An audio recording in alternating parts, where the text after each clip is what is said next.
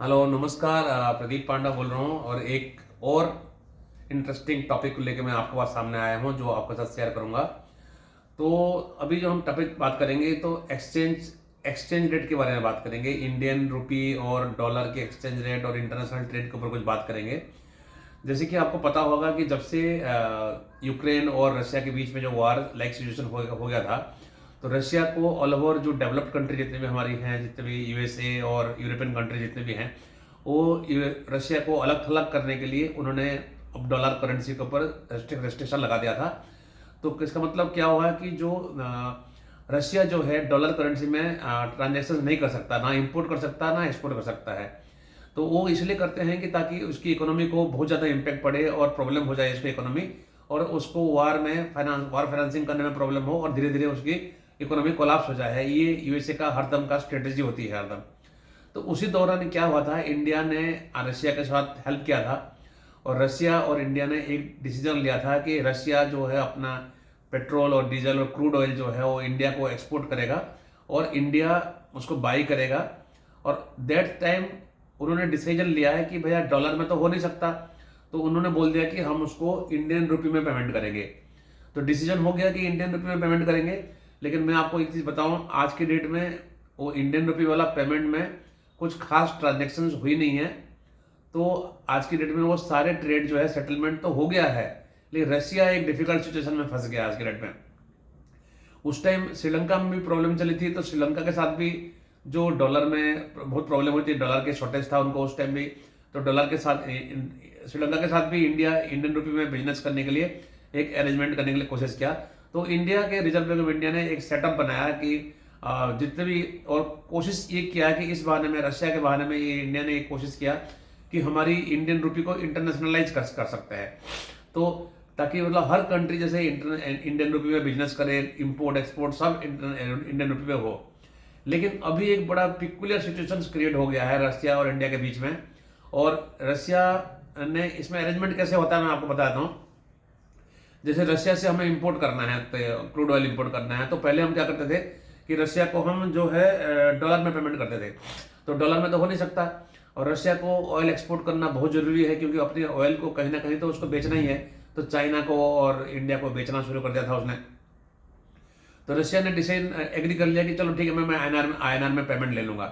तो उस पर अरेंजमेंट क्या होता है कि रशिया के जो बहुत सारे बैंक्स है, जो बड़े बड़े बैंक्स है, वो इंडिया में आके उन्होंने इंडियन रुपी अकाउंट्स खोला यहाँ पर काफी सारे बैंकों के साथ। इंडियन जो इंडिया में जो बैंक्स है, इंडियन बैंक जो है, वहां पर वहां के बैंक्स ने, रशियन के बैंक्स ने आके यहाँ पर एक अकाउंट खोलते हैं, उसको वोस्टर अकाउंट बोलते हैं। तो वोस्टर अकाउंट खोला तो उसमें होगा क्या कि सपोज करो रशिया का कोई एक्सपोर्टर है, क्रूड ऑयल एक्सपोर्ट करता है इंडिया में। तो इंडियन गवर्नमेंट जो है, जैसे इंडियन ऑयल हो गया, एचपीसीएल हो गया, बीपीसीएल हो गया, रिलायंस हो गया, ये जो पेमेंट करना चाहेंगे वो डॉलर में पेमेंट नहीं करेंगे। वो रशिया के उसी बैंक्स के जो इंडिया में वस्टर अकाउंट है, इंडियन रुपी के डिनोमिनेशन में जो बैंक अकाउंट है, वहां पर उसको फंडिंग कर देंगे। तो उनका काम खत्म हो गया, मतलब जिसने भी इंपोर्ट किया था क्रूड ऑयल, तो उसका काम खत्म हो गया, वो इंडियन रुपी वहां जमा हो गया उनके अकाउंट में। और इसको, इस इंडियन रुपी को कैसे यूज करेगा रशिया? रशिया को इस तरीके से यूज करना था उस इंडियन रुपी को कि जब इंडिया से कोई चीज अगर सामान एक्सपोर्ट करता है, इंडिया से अगर कोई सामान एक्सपोर्ट करता है, तो उस एक्सपोर्ट का पैसा, वो भी डॉलर वहां से आएगा नहीं। कहां से? रशिया से डॉलर आ नहीं सकता है एक्सपोर्ट जो अगर इंडिया से कुछ किया है। तो रशिया का जो बैंक इंडिया में है, जिसका वस्टर अकाउंट इंडिया में है, तो जो इंडियन रुपी उनके पास पड़ा हुआ है, जो हमारी ऑयल मार्केटिंग कंपनी ने जमा किया है, उसी कंपनी, उसी इंडियन रुपी अकाउंट से वो इंडियन एक्सपोर्टर्स को वहां से पैसा पेमेंट कर देते हैं। तो इस तरीके का प्लान बनाया था ताकि डॉलर के ऊपर डिपेंडेंसी ना रहे और पैसा जो है मूवमेंट नहीं होगा और इंडियन रुपी में ही सारे ट्रांजेक्शन काम हो जाएगा। और इस बहाने में इंडियन रुपी जो है एक इंटरनेशनल करेंसी बनेगा करके प्लान हुआ था।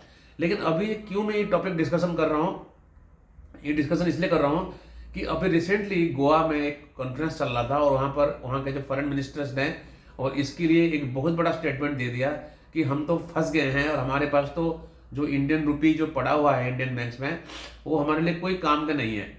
मतलब वो इंडियन रुपी के कुछ कर ही नहीं सकते। वो ये प्रॉब्लम इसलिए हुआ कि इंडिया ने जो क्रूड ऑयल परचेज किया है पिछले साल 2022-23 में, करीब करीब 46.5 बिलियन डॉलर वर्थ का क्रूड ऑयल हमने इंपोर्ट किया है और दूसरे कुछ सामान भी इंपोर्ट किए हैं रशिया से। तो वो पैसा जो हमने इंपोर्ट किया उतने अमाउंट का तो इंडियन रुपी वहां जमा हो गया उनके बैंकों में। बट इंडिया ने जो रशिया को एक्सपोर्ट किया है वो सिर्फ $3.2 बिलियन का सामान एक्सपोर्ट किया हमने यहाँ से। तो $3.2 बिलियन जो इंडियन के एक्सपोर्टर्स थे उस अकाउंट में से उनको पेमेंट हो गया। तो बाकी रह गया $43 बिलियन। वो $43 बिलियन जो है वो रशिया उसको कोई काम का नहीं है, क्योंकि कोई एक्सपोर्ट अगर इंडिया से होगा तभी तो उसको सेटलमेंट करके यूज कर पाएगा। तो वो अनयूज पड़ा हुआ उनके पास बहुत सारे। अच्छा, उस पैसे को वो दूसरे किसी रशिया मान लो किसी दूसरे कंट्री से कोई सामान इंपोर्ट कर रहा है तो उनको भी वो उस इंडियन रुपये में पेमेंट नहीं कर सकता, क्योंकि ताकि बोले कि ठीक है हमारे इंडिया में एक बैंक अकाउंट है और वहाँ पर इंडियन रुपये पड़ा हुआ था, आप इंडियन रुपये ले लो, क्योंकि दूसरे कोई कंट्री भी इंडियन रुपये लेने के लिए इंटरेस्टेड भी नहीं है। तो ये एक बहुत बड़ा समस्या हो गया। और वो इंडियन रुपये का जो एक प्लान था गवर्नमेंट ऑफ इंडिया का और रिजर्व बैंक ऑफ इंडिया का एक प्लान था कि इंडिया को पॉपुलराइज करने के लिए, तो इंडियन रुपये में कोई ट्रेड करने के लिए इंटरेस्टेड ही नहीं है आज की डेट में, क्योंकि इंडियन रुपये का जो इंटरनेशनलाइजेशन करने का जो एक प्लान था तो उसमें एक बहुत बड़ा एक सेटबैक्स मान के चलो। तो जो इतने सारे अरेंजमेंट किया गया था कि हॉस्टो अकाउंट्स खुलेंगे और इंडियन रुपये में सब कुछ होगा, ये पूरा अधर में लटक गया है। क्योंकि जब रशिया का इतने सारे पैसा पड़ा हुआ है इंडियन के हॉस्टो अकाउंट्स में, उनको खुद को नहीं पता है कि उसको कैसे कन्वर्ट करेंगे। डॉलर में कन्वर्ट कर नहीं सकते उसको, और हमको दूसरे कंट्री में ऑलमोस्ट दूसरे किसी करेंसी में उनको अल्टीमेटली कन्वर्ट करना पड़ेगा। उसको कन्वर्ट करके जाके उसको फिर बाहर से कहीं ले जा सकते हैं। तो ये एक दिक्कत जो है इंडिया का जो रुपये का एक प्लान था कि इसको ग्लोबलाइज करने का, कि बहुत सारे कंट्री इंडियन रुपये में बिजनेस करने करके था, वो हर कंट्री का एक ड्रीम होता है कि भैया US डॉलर के ऊपर डिपेंडेंसी कैसे कम करा जाए और अपने ही करेंसी में ट्रेडिंग किया। जैसे चाइना ने भी बहुत सालों से इसकी कोशिश कर रहा है, लेकिन चाइना भी सक्सेसफुल नहीं हो पाता। तो डॉलर के ऊपर डिपेंडेंसी है तो बहुत बरकरार है, क्योंकि 80% 90% बिजनेस जो है ग्लोबल ट्रेड होता है वो डॉलर में ही होता है, और हर आदमी चाहता है कि डॉलर में ही अपना बिजनेस करे और ट्रांजेक्शन करे। तो देखते हैं आने वाले टाइम में इस जो इंडियन रुपये का जो अरेंजमेंट किया था इसको किस तरह से गवर्नमेंट सॉर्ट आउट करता है, कैसे इसको सॉल्व करता है, और रशिया और इंडिया के बीच में जो हमारा जो ट्रेड है उसको इंडियन रुपये में कैसे करेंगे, ताकि वो एक बेंचमार्क बने, एक टेम्पलेट बन जाए, ताकि दूसरे कंट्री से भी अगर हम इंडियन रुपये में बिजनेस करेंगे तो हमारा उसमें कार्रवाई हो सकता है। मैं उम्मीद करता हूँ कि आपको ये जानकारी अच्छी लगी होगी और ये एक इंटरेस्टिंग चीज़ है कि हमारे इंडियन रुपये को कैसे स्ट्रेंथन कर सकते हैं। तो आपको अगर ये वीडियो अच्छा लगा तो प्लीज़ इसको लाइक कीजिए और मेरी यूट्यूब चैनल को सब्सक्राइब करने के लिए मदद कीजिए। अपने फ्रेंड सर्कल्स पे भेजिए और उनको एक रिकमेंडेशन के साथ भेजिए कि चैनल को मेरे सब्सक्राइब करें। Thank you very much. नमस्कार।